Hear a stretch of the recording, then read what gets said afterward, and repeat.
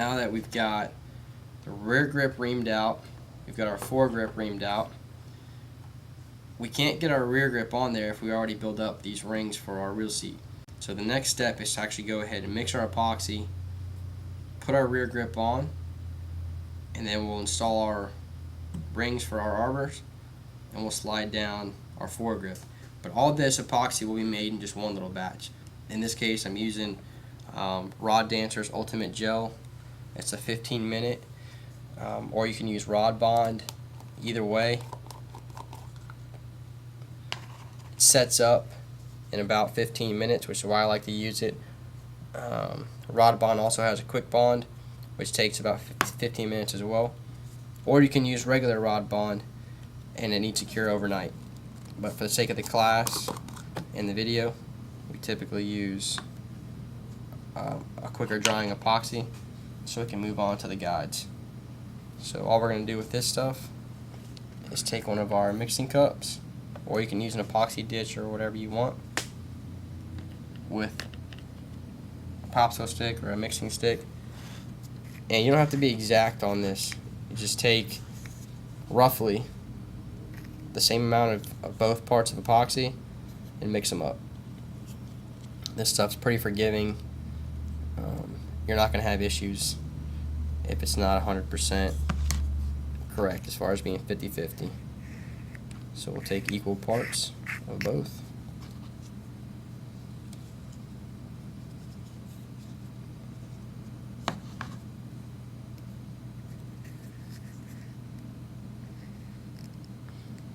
Pretty close to 50-50. So all I'm going to do is just stir that up. So now that we've mixed our epoxy up pretty well, you can see it's like a paste. You know, it's pretty liquidy, but it's got some, you know, texture to it. It's not real runny. So we'll just take that, put a decent amount here on our popsicle stick. Put it here for the camera. We know that this rear section right here is where our rear grip is going to go. We don't want to get any epoxy up on any other section right now. So we just nice and easy spread it around.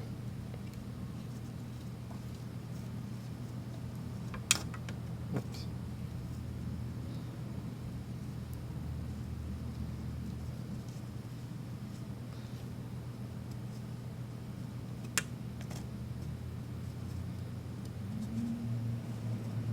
That's it. That stuff locks it on there real well, so you don't have to go too crazy to make sure you got an every inch, but try to go ahead and make sure you got plenty all the way around it. And then we're just going to slide our grip down from the tip of the rod. We know it's already been reamed out to fit it. So now when it gets to the epoxy, I'll start rotating the grip. That way I know the epoxy is getting all the way around on the inside. And probably get a nice drip here at the end.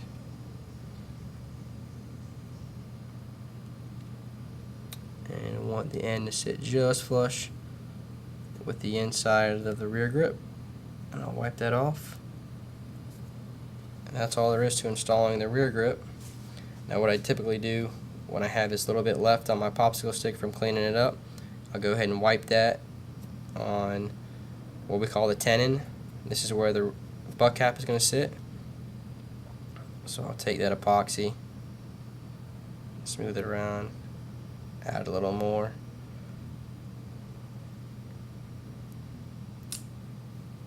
Again, it doesn't take a ton. Then I'll take my butt cap, place it on there again, just twist it as I stick it on there, and get a little mushroom there on the end. And then what I do is hold the blank in one hand, push the butt cap with the other. That way I know it's seated perfectly against the bottom of the butt cap, and that's the bottom of the grip, all said and done. And the easiest way to keep things clean and avoid big messes at the end is just clean up as you go.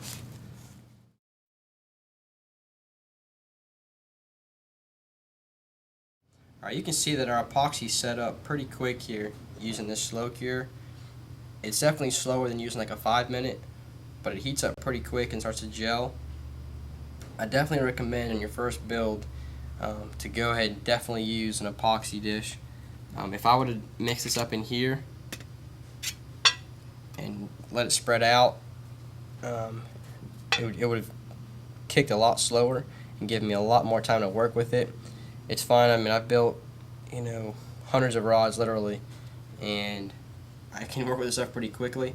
But especially in your first rod, you don't want to be rushed.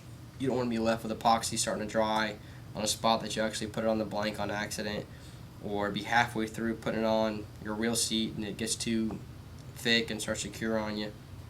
So go ahead and use one of your epoxy dishes in the kit. It'll help give you a lot more longer time to play with that epoxy.